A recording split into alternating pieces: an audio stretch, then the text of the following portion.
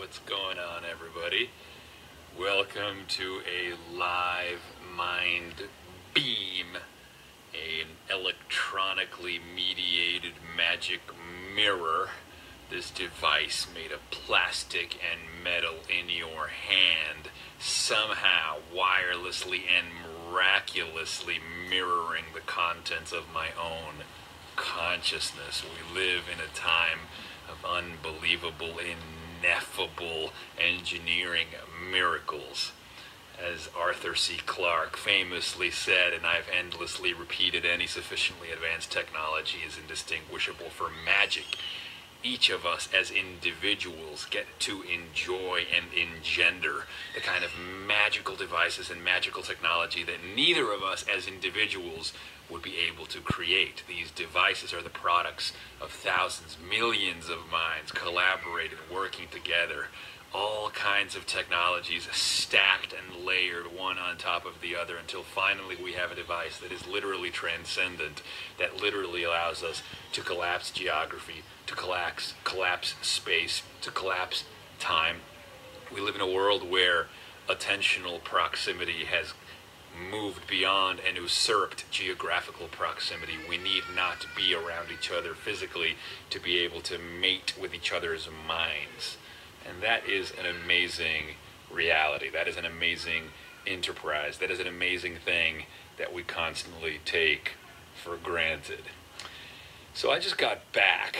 I'm in Amsterdam now, but I was just in Africa, and I went on safari at the Kruger National Park, this place called Thorny Bush. And my reflections, my hangover from the experience is one of trying to deconstruct exactly what occurred to my reality tunnel, what occurred to my subjective state while I was on safari. Now, of course, I've done a lot of videos and a lot of content about flow.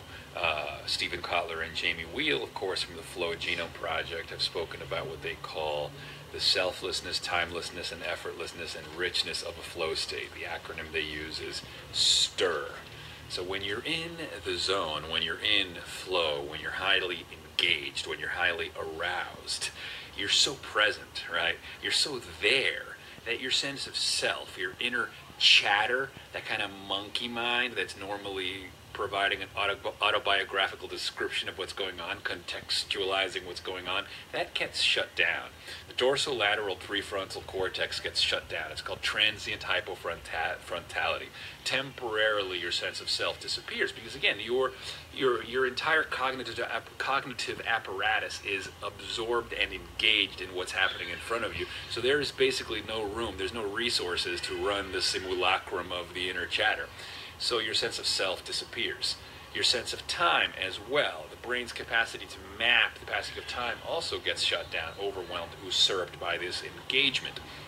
So this experience is felt intrinsically as one of liberation. You're freed from your inner critic. You're freed from your neurosis. You're freed from the inner monologue that says this is boring or this is not engaging or what do I do with myself, because you're in the zone. You're in the forever box. So here I am on an African safari, this is where I was in Africa, sitting on the back of a Jeep with no ceiling, driving around, or rather our guide driving us around through the savannas of Africa, encountering the big five, the elephants, the lions, the giraffes. I mean, it was the mixture of utter terror, wonderment, curiosity, bliss, just levels of engagement, levels of engrossment, levels of sheer immersion that bring to mind that line about attention that says that absolute unmixed attention is a form of prayer, because you feel like you're encountering the divine.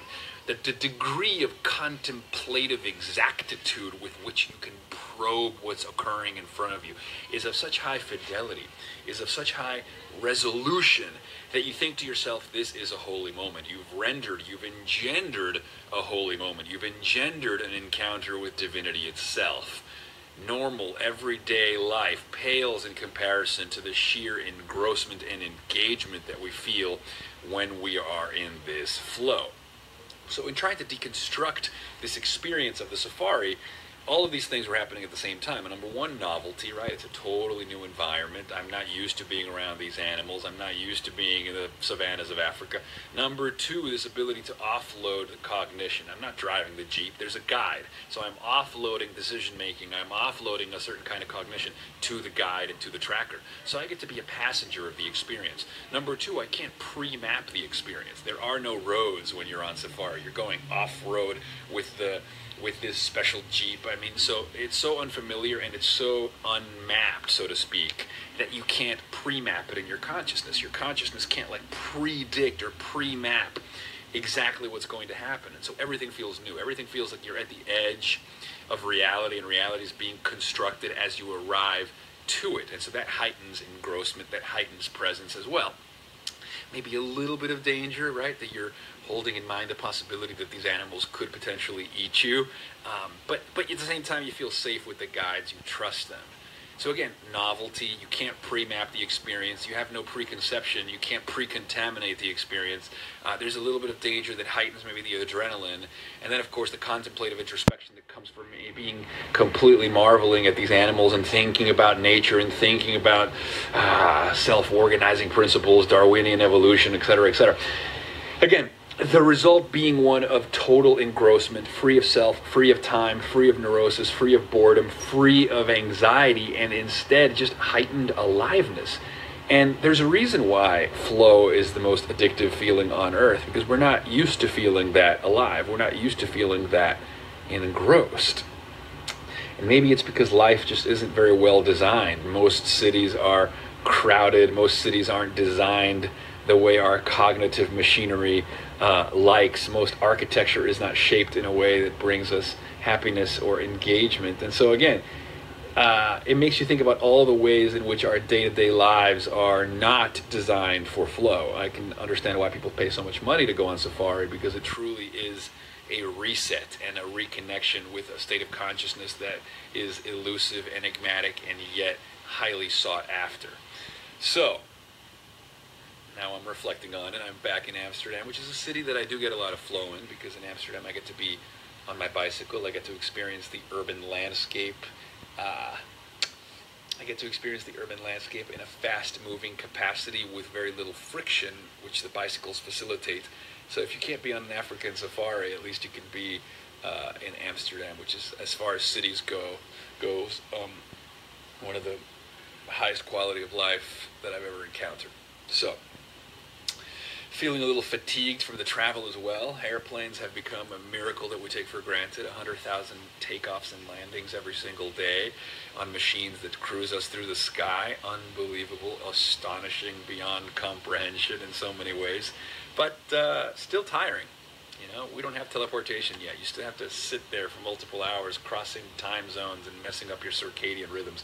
In some ways, our technologies have usurped the capacity of our biology to adapt and or keep up. And so most of us are familiar with the effects of jet lag or overstimulation or bandwidth anxiety and so on and so forth that come with interfacing with devices, machines, and technologies that we haven't fully assimilated into our biological machinery.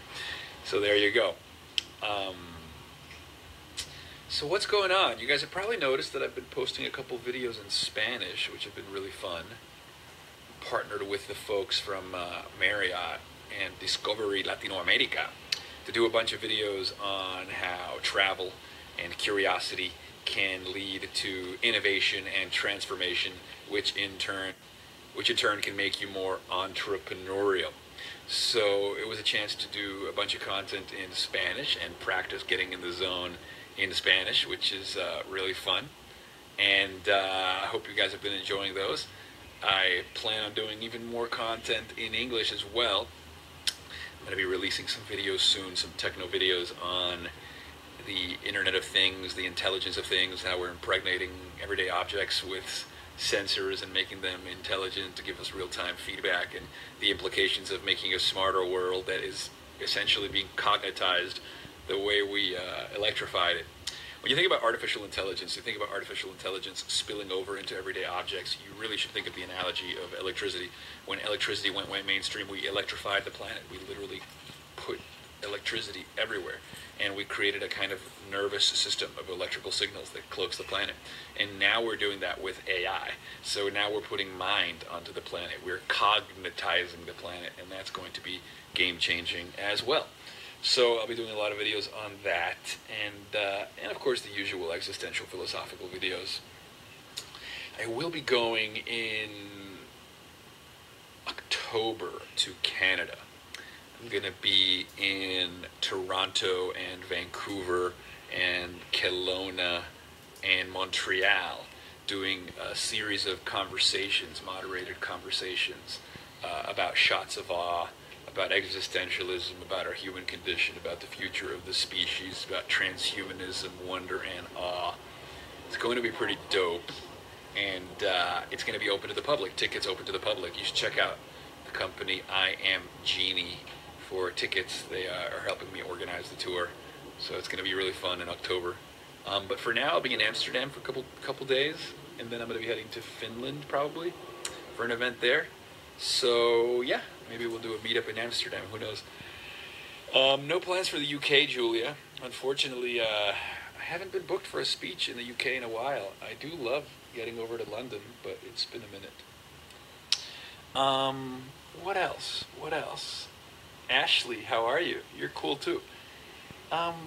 These Facebook Lives, can you guys do me a favor? Can you hit share on this video and share it with your friends? It boosts engagement when you guys share it, because then the algorithm shows that there's activity and engagement, and then the algorithm supports the content and encourages people to share it, and it turns into this organic thing. So it's always helpful when you guys can do that. What else is going on? That's a nice invitation, Jason Goldberg. I am very good friends with Stephen Kotler. I do love that man. In November, though, I might be in Australia. I think I got invited to that conference in Jamaica, but I think I'm going to be in Australia. India. Thanks, Suchi Guru. I was in Goa once with my ex-girlfriend for a film festival. I haven't been back to India, though it would be awesome to visit. Asheville, North Carolina, Kathy. Cool for you to ask. I actually have an aunt who lives in Asheville, so I might get to visit that at some point. Vlad Manuli, I like your definition of flow. It does feel very synchronistic when you're in it. Thanks for sharing, guys. No, I didn't make it to Burning Man because I was invited to that conference in South Africa, and so I opted for that African Safari this time instead of Burning Man, but next year I'll make it to Burning Man. Believe me, guys, believe me. My buddy Jason Goodman is flying over here on Monday, so we'll be able to make some content with him. He's the best camera guy. Whenever I'm with him, we make killer videos, so that will be fun.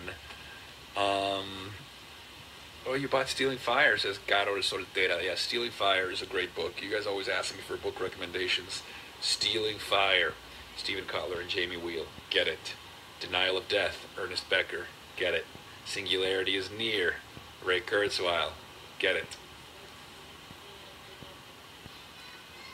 Drink some water. Thanks, Gordana Dimitrievska.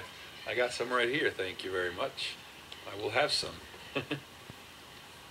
Thanks, Jason Goldberg. You're awesome, bro. So it's early on the East Coast. I guess I forgot. I'm in Europe time, so I'm kind of 6 hours ahead for most of you. But what's going on? I'm chilling. I'm broadcasting. Ask me anything. You got a few more minutes before I tune out, before some humans interrupt my vibe. Marilena, much love to you. Rocco Feramisco, what is enlightenment to you? Well, I think enlightenment is a brief interlude, an experience of ecstatic understanding, a sense of revelation, a sense of clarity, a sense of noetic truth, a sense of ineffability, a sense of interconnection, a sense of the sacred, a sense of transcendence of those things that used to hold you back. It's a subjective experience. It's a first-person experience. It's a cascading algorithm of neurochemistry. It's all that and more. I don't know if enlightenment can be stabilized or if it can last beyond that chemical cascade. What remains is the remnant, the memory of revelation, but not the revelation itself, at least where I'm coming from. Anyway, guys, I'm going to take off. It was great to say hi to you. I hope that you guys will share this video, and I hope that you guys will continue to engage with content that I'll be sharing over the next couple days and weeks. I want you to know that I appreciate and I love you all. Hey, Newer, how are you? Oh yeah, I'll post about that junior challenge. It's going to be great. Ezra Omar, advice for seekers who feel lost. What you are seeking is seeking you. Get out there, take the journey. Cut the cord. Take a chance, take a chance, take a chance. Ooh, a movie that you guys should all revisit that I always used to love growing up and I recently rediscovered. Joe versus the Volcano. Joe versus the Volcano. It's a Tom Hanks underrated gem, an existential fairy tale about a man who is trapped by his own fears and finally cuts the cord and lives happily ever after. So check out Joe versus the Volcano. Anyway, guys, much love, and talk to you soon, guys. Thanks.